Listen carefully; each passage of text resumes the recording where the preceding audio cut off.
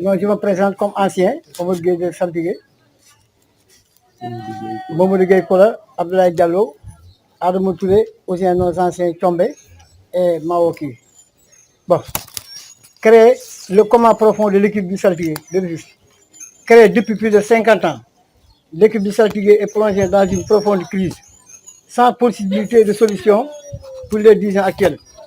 Et selon bien que la société FA Sénégal ait remis la somme de 15 millions de francs CFA comme sponsor en 2019 à M. Korafal. Une absence d'initiative, un manque de vision,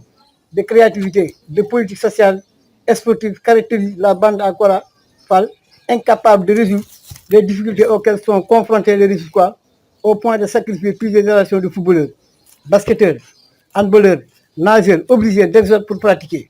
Une gestion gabegique, faite d'expoliation du patrimoine appartenant au Saltigué, des manœuvres dictatoriales écartant systématiquement tout membre du comité directeur, ne partageant pas leur vue pratique de dilapidation des biens du Saltigué. On est bien loin de l'ère du généreux et défunt maire Mbaye Diop, des scrupuleux présidents du Saltigué qui l'avaient conduit au sommet, tels que M. Ngouda Faye, Modou Boy, Alassane Sam et j'en passe. Rufisque, quoi, debout pour relever le bravo du Saltigué. Soyons unis pour reprendre les destinées de notre équipe. Mobilisons-nous pour assurer un avenir sportif radieux à la jeunesse de la Jésus. Monsieur Korafal, président Saltigué au banc des accusés. Rufisque et Rufisquoise, nous attirons votre attention sur un fait. Le défunt Mbaye Diop avait attribué un site à l'ASC Saltigué pour la construction d'un siège. Ce site se trouve à Arafat, en face de l'hôpital Youssou Mbargane. Depuis l'attribution de cette parcelle du terrain, de hectare, jusqu'à nos jours, rien n'est fait. En 1976, Mamadou Korafal est le président du club, 40 ans de règne, qui avait voulu vendre les terrains avec la complicité des gens mal intentionnés, qui se nourrit uniquement du club. Le président Mamadou Korafal est allé plus loin en récompensant des terrains à quelques ciments de ce quartier pour leur faciliter la vente de ces terrains. Rufisquoises et Rufisquoises, mobilisons-nous pour éradiquer ce mal qui gangrène le club depuis quelques années. Si nous exigeons le départ de M. Korafal, qui fait trop de mal aux fils Rufisquois, 40 ans de règne sans rien faire à Rufisque. Merci. Salam alaikum. Mbokki Tëngéej man Mamadou Gueye ancien footballeur Saltigué Jaraaf ak équipe nationale. Ñun dañuy wax nag ci Saltigué parce que Saltigué moo ñu tax a jóg ak terrain bi nga xam ne moom la fi Saltigué bàyyi. Mbaye Sakh moo ñu may terrain bi pour ñu tabax ko siège. Ñun li ñuy wax yëpp wax ñu ne na fi diw jóge dañ ne Saltigué nañ tabax ko siège bi Saltigué pour nga xam ne waa Saltigué ñoo koy moom. Depuis 40 ans Kora moom moo fi nekk. ñu ne dañ bëggoon loolu ñu changé ko pour Saltigué waa Tëngéej taxaw ñëpp a taxaw ñu jàppale Saltigué ñu mën a jege fi ñu nekk parce que ñu ngi régional loolu la ñuy xeex fi mu nekk nii ñu ngi woo waa Tëngéej yëpp woo képp koo xam ne bëgg ñu defaraat Saltigué parce que depuis 40 ans Kora moo fi nekk 1976 ba léegi moo fi nekk loolu lañ bëgg mu jeex parce que buñ ko continuer nii Saltigué dootul am doomi Tëngéej yoo xam ne dinañ mën a football ci championnat première division parce que Tëngéej FC moo fi nekk ak Saltigué ak ñoom yaakaar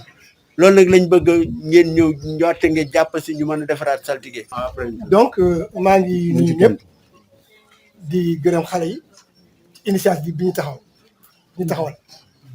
man Ousseynou Diop nag nekk ancien Saltigué depuis la fusion en 69. maa doon titulaire gardien de but ba 77 78 maa yóbbu équipe bi final ba li tax footballu ma ko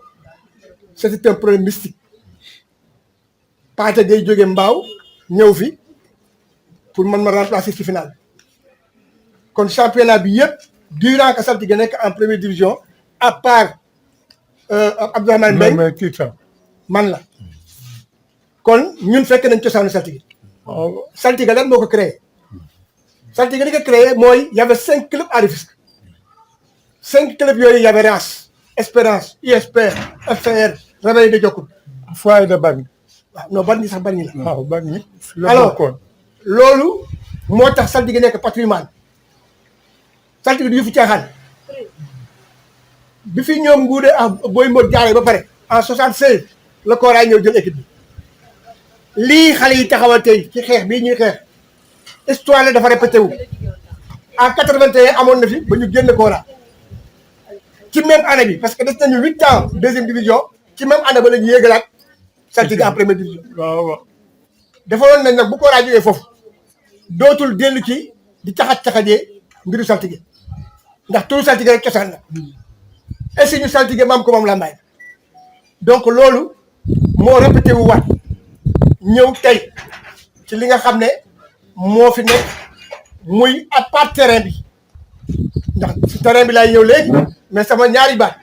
mooy depuis 30 ans saltige en régional heureusement basket handball ñoo ñuy sauvé di nekk en première division donc loolu moo fi nekk ba nga xam ne club bi boo ko waxee en général muy section yi football bi dafa dee complètement demoon nañ ba ci Tangu Ndiawar Touré defoon nañu le conseil de gestion jël équipe bi def ko attaché ko fusionné ko ak yeneen club yi. yaakaar pour def un club fort à Rufisque si la ñu jógee ne kon saltige moo yor les autres disciplines mais yaa ngi def ba Kora ak xale yi sax ñoo ko dekkil ñoom ñoo ne Kora dañuy indiwaat suñu équipe mais depuis loolu dox na kon 30 ans équipe bi mu ngi régional alors bu ñu ñëwee ci terrain bi dafay 2 terrains benn bi Lamine Diack moo ñu ko mel dans la fusion de 69 ne waa Tëngéej dinaa leen may terrain boo xam ne da ngeen koy def siège ndax may naa ko Jaraaf may naa ko Gorée may naa ko Gia kon dinaa ko may Tëngéej moo nekkoon fële ci course centre de course ci buntu centre de course booy jàddee jëm course ba mais Adama Kora jaay na ko pourquoi parce que yabel la lu Tëngéej yëpp bokk lu patrimoine Rufisque moom ko Kora osé jaay na saltige rek amee xaalis du teggin alors loolu jàll ñu dem final coupe du Sénégal gagné coupe du Sénégal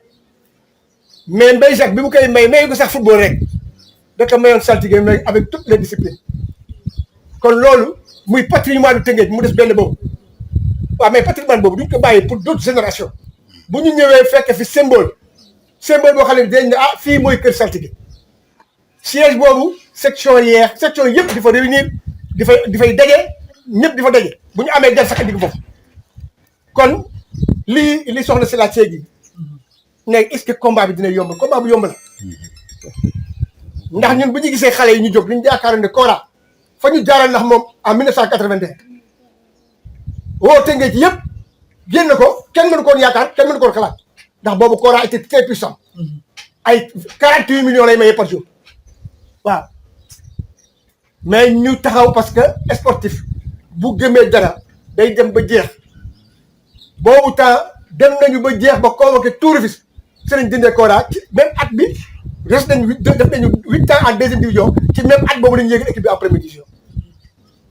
te boobu la Kora gën a puissant mais léegi Kora boo xoolee parce que Kora am na ay 95 ans 82 ans 40 ans de règne waaw war nga mën a doyal nag boo aaralul sa njaboot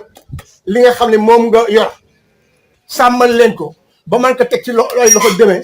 moo ngi nga koy bazarder pour ses intérêts personnels du teggin ndax ñun saltige dafa nekk suñu xol si la ñu juddoo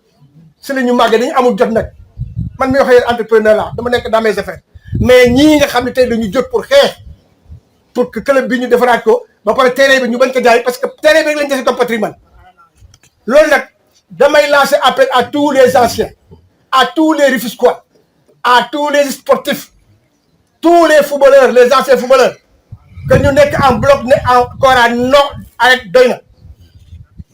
pour que terrain bi bu ëllëgee suñuy sët suñuy jarbaat man ka fi fekk mu nekk souvenir ci ñoom seen baay fii lañ jaaroon gagné coupe du Sénégal seen baay fii lañ nekkoon de jouer championnat national pendant presque 15 ans 20 ans. waaw waaw. ba delluwaat fi en finale coupe du Sénégal contre la Linguère gagné 1-0 donc palmarès boobu saltige def histoire boobu saltige yore patrimoine boobu saltige yore sur les lébu ndax dama la wax ne lébu yi rek waruñu war a nangu club bi toll fi mu toll ndax saltige bi ñu ko tuddee saltige moo doon armée Sénégal armée lébu yi plutôt dans la région de Dakar boobu Cap-Vert lañ tuddoon alors loolu rek day na patrimoine ñu jël maam Kumba Lambaay def muy chat bi ñu defoon que si waaw kooku club bu mel noonu du ñu fi caaxaan moo tax Kora fekkul loolu Kora dafa ñëw rek fekk engouement bi année bi mu ñëw année bi si tegu lañ jël fi lañ dem fi Coupe du Sénégal alors xamul dara ci club bi waxoon nañ ko nag te ñu ngi koy répété ñun anciens ñu ngi taxaw on va se mobiliser pour dire non à ça perspective loolu nag en tout cas dinañ jóg yemul tey départ la rek heureusement le commissaire a dit que moom ci boppam dina surveiller boppam affaire ndax patrimoine te néeg la di yëfu benn nit bu doon privé kon duñu am problème Kora du am problème mais yëfu Sénégal la yëfu Tëngéej la ndax loolu moo tax ñu ne du dina yomb trop soxna si waaw dina yomb trop ndax ñun Kora xam nañu Kora lu yomb la parce que on va soutenir ces jeunes là nga xam ne ñoo porter combat bi ànd ak ñoom ba keroog bi nga xam ne dinañ bàyyi terrain bi fi mu ne ñu xool nag lan lañ fi def parce que buñ ko bàyyi nee bu continuer te ñu xool lañ fi def alors saltige am na tur yoo xam ne wi mais xale yëpp fi lañ doon war a jaar pour dem ay internationaux ñu commencé jaay joueurs yi à l'extérieur dama ne li nekk li jóge saltige ci ay professionnels rek bu ñu leen ko laajoon ñu tabax kër mais Kora amul initiative boobu Kora n'est pas un manager un grand manager non un manager dafay am yu muy jomb Kora war na jomb ñu dégg sax ne Kora ñu ngay jaay terrain saltige war na ko jomb fi mu jaar yëpp ak jaaraam yëpp nekk fi maire nekk fi lu ne loolu war na ko jomb donc loolu moo tax mu naqari ñu trop ñun ñi nga xam ne saltige la ñuy dundee mas mooy suñu yaay mooy suñu pap ndax fi lañ juddoo fi lañ màggee suñu carrière yëpp fi lañ koy def ci football donc loolu ñu waxoon ne dinañ ci ñëw soutenir xale yi di gërëm nag Combé amul